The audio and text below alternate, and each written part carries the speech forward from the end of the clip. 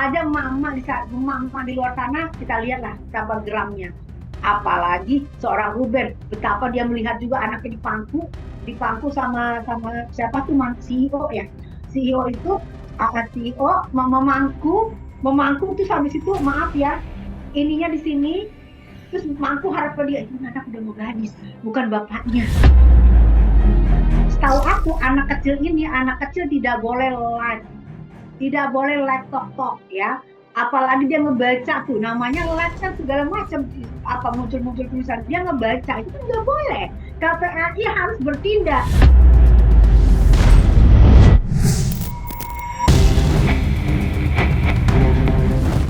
Bak benang kusut yang semakin sulit diurai, peribahasa itulah yang menggambarkan situasi konflik antara Sarwenda Tan dengan Ruben Onsu. Ya, di tengah proses yang masih menyita perhatian banyak pihak, muncul sebuah polemik baru yang membuat suasana semakin memanas. Kali ini, perhatian netizen tertuju pada Giorgio Antonio, sosok yang memiliki kedekatan dengan Sarwenda. Kehadirannya kembali menjadi bahan perbincangan setelah beredar sebuah video yang menampilkan dirinya tengah berbincang dengan Tania, putri bungsu Sarwenda dan Ruben. Namun, bukan isi percakapannya yang menjadi sorotan. Publik justru dibuat fokus pada momen ketika Gio terlihat memangku Tania sambil berdiskusi layaknya seorang ayah dengan anaknya. Cuplikan tersebut dengan cepat menyebar luas di media sosial dan memicu beragam reaksi dari warganet. Banyak yang menilai kedekatan tersebut sudah melewati batas, mengingat status Gio yang saat ini masih sebagai kekasih dari Sarwenda. Gelombang komentar pun terus berdatangan. Bahkan penyanyi Tessa Mariska ikut angkat bicara dan menyampaikan kritiknya terhadap momen yang terekam dalam video tersebut. Kita aja emak-emak di luar sana, kita lihatlah kabar geramnya.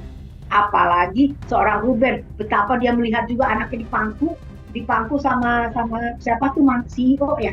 CEO itu CEO memangku tuh habis itu maaf ya, ininya di sini, terus mangku harap ke dia, itu anak udah mau gadis, bukan bapaknya, bukan juga bapak sambung juga enggak, status belum jelas.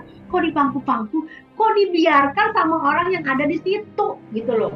Gimana nggak hancur perasaan hati seorang ayah, sama ayah kandung aja, anak gadis anak udah mau ABG itu tidak boleh pangku-pangku hadapan itu. Itu yang gua rasa membuat makin sakit nih hati seorang ayah. Boleh menyayangi, tapi caranya nggak tas body. Boleh menyayangi, salim, ya sayang kamu rajin-rajin ya, boleh, ya. Tapi jangan pangku-pangkuan, hadap ke depan, ya kan hadap ke depan. Terus, itu gue nggak tahu ya apa gue norak, apa gue kolot ya didikan orang tua gue ya. Itu kita nggak boleh.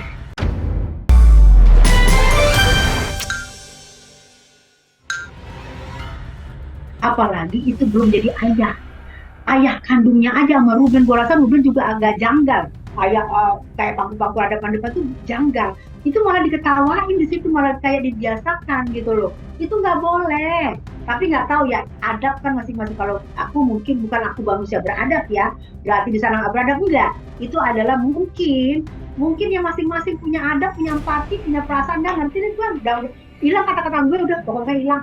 Aneh gitu gue lihat.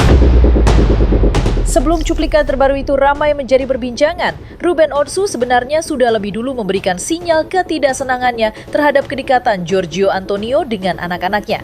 Bahkan, Ruben sempat melontarkan teguran keras yang menjadi perhatian publik. Semua bermula dari sebuah tayangan live yang saat itu beredar luas di media sosial. Dalam siaran tersebut, Tania Putri Onsu terlihat sedang menginjak punggung Giorgio Antonio saat mereka tengah mempromosikan sebuah produk kasur. Namun, bukan hanya momen itu yang menjadi sorotan.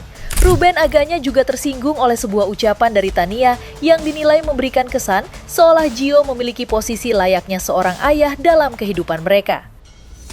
Mungkin akan lebih bijaksana jika Anda meluruskan apabila ada perkataan anak saya yang kurang tepat.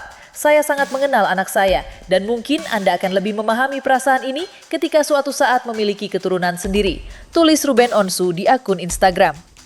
Siapa sangka, video yang sempat viral tersebut tidak hanya memancing komentar soal kedekatan Gio dengan anak-anak Sarwenda. Di balik ramainya perbincangan itu, sebagian netizen justru mengarahkan sorotannya kepada Sarwenda dan mempertanyakan bagaimana peran orang tua dalam situasi tersebut. Perdebatan pun semakin melebar. Banyak yang menilai anak-anak seharusnya tidak terlalu sering dilibatkan dalam konten yang disiarkan secara langsung kepada publik. Dan di tengah ramainya pro dan kontra, Tessa Mariska akhirnya ikut menyampaikan pandangannya. Sebagai seorang ibu, ia mengaku cukup prihatin melihat anak-anak yang terlibat dalam tayangan live dan menjadi bagian dari konsumsi publik. Setahu aku anak kecil tidak boleh live, tidak boleh live talk ya. Apalagi dia ngebaca tuh, namanya live kan segala macam, apa muncul tulisan dia ngebaca, itu kan nggak boleh. KPAI harus bertindak. Walaupun itu sosmed bukan TV, tapi KPAI juga harus masuk ke sosmed. Ada anak kecil yang membaca omongan segala macam. Gua nggak tahu tuh tujuan buat siapa. Cuman katanya udah jangan dibahas, gak usah dianggap, terus ditimpal lagi sama orang tua. Itu menurut gue harus KPAI Komnas Anak harus menindaklanjuti. Kenapa nih bisa anak di bawah umur bisa berkata begini, kepada siapa dia berkata? Apakah untuk abangnya? Apakah untuk ayahnya? Apakah untuk netizen? Nah, itu nanti mungkin yang punya rekaman komplit harus jelas. Kalau memang untuk ayahnya, itu berarti udah keterlaluan. Itu nggak pantas anak kecil live ya, nggak bisa masih di bawah umur. Harusnya orang tua yang ada di sekitar situ punya ini. Sebagai seseorang yang cukup dekat dan mengenal Ruben Onsu secara pribadi, Tessa Mariska mengaku tidak bisa menutupi kekhawatirannya terhadap situasi yang sedang terjadi. Ia pun berharap Ruben dapat mengambil langkah yang dianggap terbaik demi kepentingan kedua putrinya. Menurut Tessa, kehadiran dan peran seorang ayah memiliki arti yang sangat besar dalam proses tumbuh kembang anak. Karena itu, ia menilai persoalan ini bukan sekadar polemik yang ramai diperbincangkan publik, melainkan juga menyangkut masa depan serta pembentukan karakter anak-anak di kemudian hari. Oleh karenanya, Tessa pun setuju dengan pandangan yang disampaikan pengacara kondang Hotman Paris Hutapea.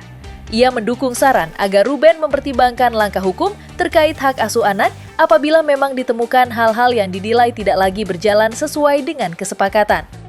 Ya, dia berhak untuk menggugat balik agar anaknya itu, agar putusan pengadilan dirubah. Bisa digugat balik. Bisa dirubah. Kalau dilanggar putusan pengadilan bisa digugat ulang. Kalau benar ibunya tidak layak atau tidak, itu dengan gugatan. Kalau soal persentase itu tergantung kesepakatan dan juga tergantung hakim. Aku setuju dengan Bang Hotman Paris. Bang Hotman Paris keras mengatakan, coba kalau memang benar, coba ini kan lagi, lihat lagi. Benar itu. Lihat lagi kemarin keputusannya, kalau nggak senang ya gugat. Udah itu aja. Kalau memang nggak senang, paling nggak misalnya ayah merasa kok gini anak bisa loh. Seorang ayah kandung melihat dia miris kelakuan anaknya, misalnya kelakuan anaknya ketika anaknya, terus anaknya dipeluk-peluk sama laki-laki yang bukan muhrim, yang bukan siapa-siapa, itu boleh loh. Boleh menurut gue. Dia boleh melapor ke Komnas Anak, karena itu kalau dia merasa gua anak ayah kandung itu gua nggak begitu bisa. Pasti kita pengen kan ekspresi mengedepankan estetika. Jelas tadi mendengarkan. Orang mendukung, kita juga udah mendukung lama, karena gue pikir biar jelas kita semua kasihan buat anak-anak. Kasihan buat anak-anak supaya anak-anak ini tidak terlalu lama untuk berpisah dengan orang tuanya, untuk berpisah dengan ayahnya, supaya ada jadi didikan ayah, didikan orang tua, didikan mama ada, jadi seimbang. Kasihan anak untuk masa depannya ya. Di tengah ramainya perdebatan soal pola asuh yang masih menjadi sorotan publik, ada hal lain yang tak luput dari perhatian netizen, yakni perubahan sosok Sarwenda yang dinilai cukup berbeda dibandingkan dahulu. Selama bertahun-tahun, Sarwenda dikenal sebagai figur yang tenang, jarang terseret konflik, dan lebih sering memilih untuk menghindari polemik. Citra sebagai pribadi yang lembut dan tidak banyak bicara pun sudah lama melekat pada dirinya. Namun setelah rumah tangganya dengan Ruben Onsu berakhir, banyak orang mulai melihat perubahan dalam diri Sarwenda. Perubahan tersebut semakin menjadi bahan perbincangan sejak kedekatannya dengan Giorgio Antonio mencuat ke permukaan. Menariknya, sejak polemik ini semakin ramai dibahas, Sarwenda dan Gio justru terlihat lebih jarang muncul bersama di hadapan publik. Ketidakhadiran keduanya dalam beberapa waktu terakhir pun memicu tanda tanya baru dan membuat publik semakin penasaran dengan kondisi hubungan mereka saat ini. Mungkin bukan jaga sikap lagi, saya udah jaga malu juga kali nggak muncul-muncul. Bagus lah. Soalnya itu video-video lamanya banyak banget tuh dimunculin. Makanya tuh bilang aku tadi marah netizen, kok dia aja sih netizen sama ini, kok ketawa-ketawa aja netizen sama ini, itu kan yang nggak baik dibuat. Orang belum pasangan suami istri udah kayak gitu, ya seperti video-video yang beredar, itu kan nggak boleh. Kenapa netizen diam aja? Netizen juga sih